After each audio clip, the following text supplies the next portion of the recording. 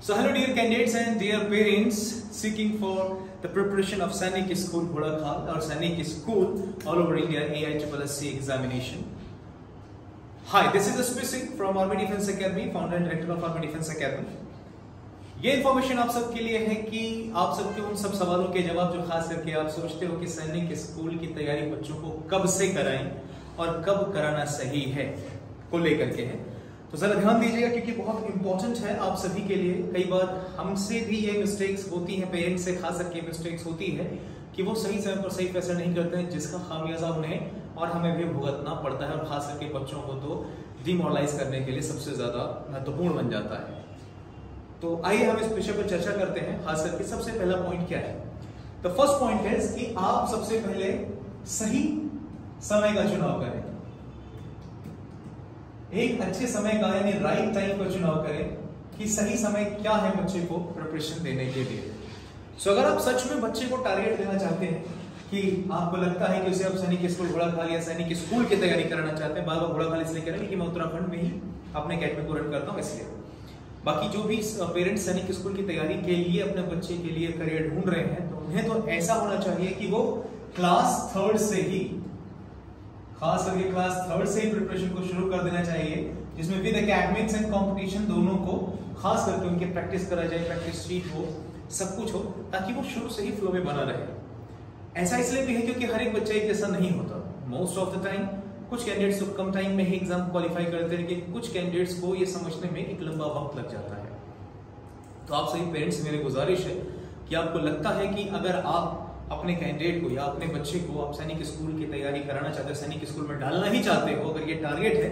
तो आप उसे स्कूलिंग के साथ यानी एकेडमिक्स को, खास करके जैसे हम एकेडमिक्स के साथ साथ यानी स्कूलिंग के साथ साथ सैनिक स्कूल की तैयारी कराते हैं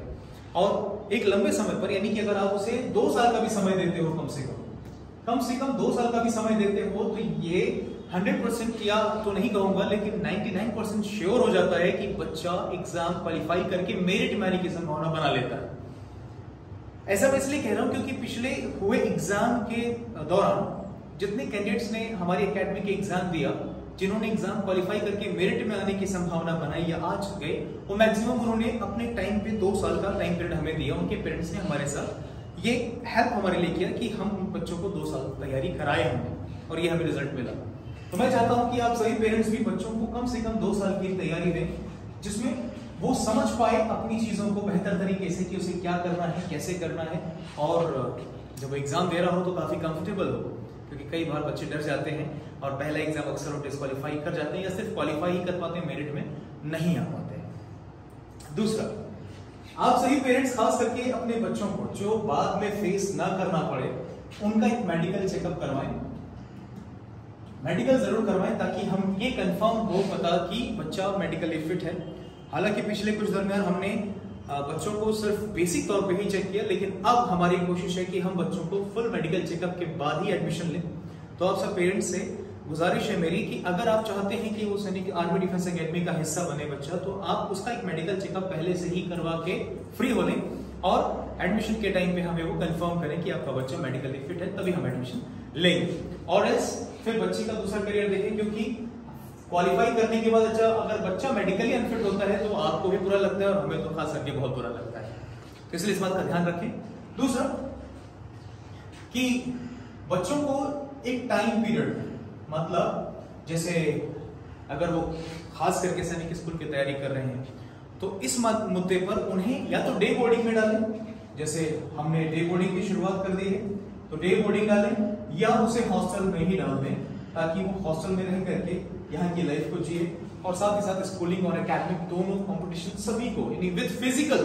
यानी अगर आप चाहते हैं बच्चा फिजिकल ट्रेनिंग भी करे तो उसके लिए आप बच्चे को हॉस्टल में डाल दें, क्योंकि आर्मी डिफेंस एकेडमी को सारी सुविधा आपको प्रोवाइड कर रही है with good facilities and well like defined facilities आपको दे रहे हैं हम। तो इसलिए आपको ये ध्यान रखना है कि आप बच्चों को कम से कम टाइम पीरियड ना देकर के उन्हें ज्यादा टाइम पीरियड प्रोवाइड करें, ताकि बच्चा एक बेहतर तरीके से अपने आप को मेंटली और फिजिकली तैयार कर सके और एक बेहतर रिजल्ट आपको भी दे सके और हमें भी दे सके। Thank you so much.